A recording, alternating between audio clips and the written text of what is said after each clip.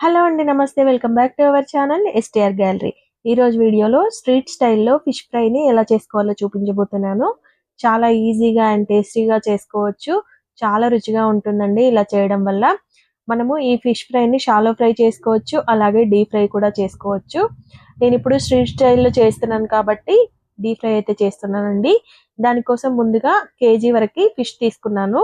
వీటిని ముందుగా శుభ్రంగా కడిగి ఇప్పుడు ఈ ముక్కల్లో 2 టీ స్పూన్ల వరకు కారం, 1 టీ స్పూన్ వరకు అల్లం వెల్లుల్లి పేస్ట్, అలాగే హాఫ్ టీ స్పూన్ వరకు పసుపు, అలాగే 2 టీ స్పూన్ల వరకు ధనియాల పౌడర్ వేసుకోవాలి.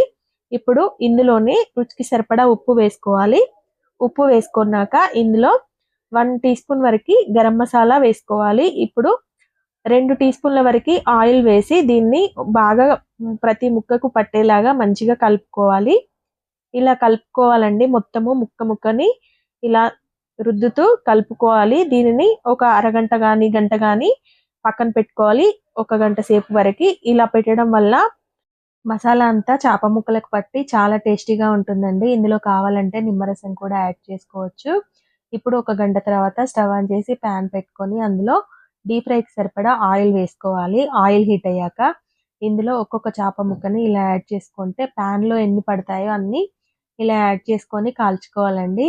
లో టు మీడియం ఫ్లేమ్లో మాత్రమే కాల్చుకోవాలి. అప్పుడే చేప ముక్క అనేది ఈవెన్గా వేగుతుంది, చాలా టేస్టీగా ఉంటుంది లోపలి వరకు వేగి.